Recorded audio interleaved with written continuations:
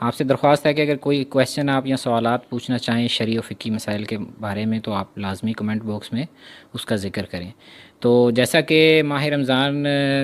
اپنے اختتام کی طرف جا رہا ہے، تو فطرہ کے بارے میں کافی مومنین نے پوچھا ہے کہ فطرہ کے بارے میں جو بھی شرعی و فقہی مسائل ہیں، تو علامہ صاحب سے ہم یہی درخواست کرتے ہیں کہ فطرہ کے بارے میں جو بھی احکامات ہیں آپ اس کے بارے میں بیان فرمائیں۔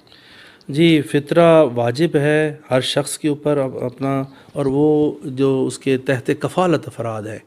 ان کا فطرہ بھی اس شخص کے اوپر واجب ہے۔ مثال کے طور پر اگر میرے تحت کفالت میں میری بیوی ہے، بچے ہیں، یا ابھی جو بھی میرے گھر میں کھانے والے افراد ہیں جو میرے دسترخوان سے کھاتے ہیں، ان سب کا فطرہ جو ہے نا وہ مثلا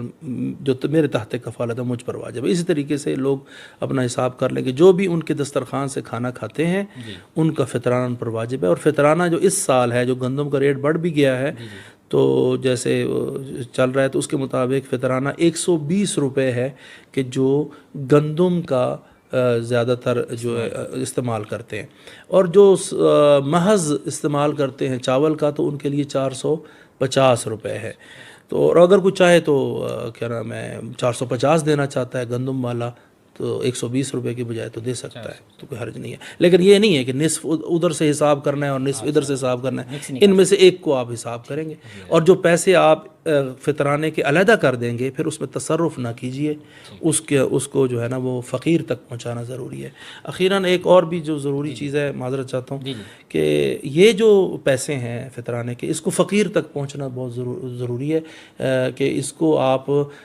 مساجد کی اینٹوں پر یا مثلا مدارس کی یا اس کے اوپر نہیں لگا سکتے۔ آغا سستانی اور رہبر کا فتویٰ مخصوصاً فطرانے کے متعلق یہی ہے کہ وہ یہ کہتے ہیں کہ بہتر یہ ہے کہ اس کو فقیر تک پہنچایا جائے عملاً، اس کو فقیر، اور پھر اس کو جب فقیر وہ دیا جائے تو اس میں یہ نہ کہ مثلا ایک فقیر ہے اس کو آپ 6 فطرانے دے سکتے ہیں، تو لیکن یہ نہ ہو کہ ایک کوئی فطرانہ آدھا کر دیں درمیان سے، 7واں فطرانہ دینا تو پورا 7واں دیں، یہ نہ ہو کہ نصف دیں اور نصف کسی اور کو جا کے دیں۔ تو یہ مکمل 120 مکمل سیٹ کی صورت میں، یعنی آپ کو میری بات سمجھ آ رہی ہوگی، تو اس طریقے سے جا کے اس کو پہنچایا جائے تاکہ جو ہے نا اور یہ واجب ہے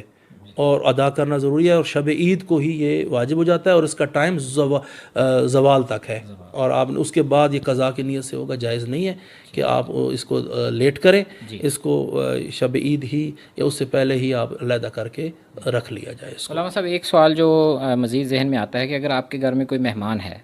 تو اس کے بعد اس کا فطرہ بھی ہم ادا کریں گے، یا اس کے بارے میں کیا احکامات ہیں؟ ہاں، یہ مہمان سے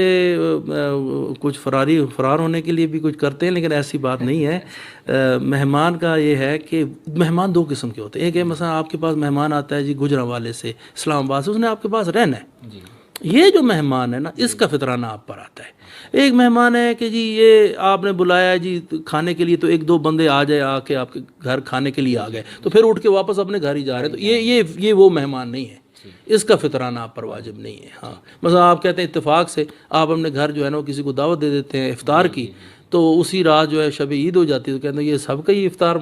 فطرانہ مجھے دیں، تو ایسا نہیں ہے۔ وہ ہے جو باقاعدہ مہمان ہے، دوسرے شہر سے آ رہا ہے، آ کے وہاں پر ٹھہر رہا ہے آپ کے پاس، تو وہ مہمان شمار ہوتا ہے۔ ویلا یہ جو افطار والا ہے یہ بھی مہمان ہے، لیکن یہ اس فطرانے والے مہمان میں نہیں آتا ہے۔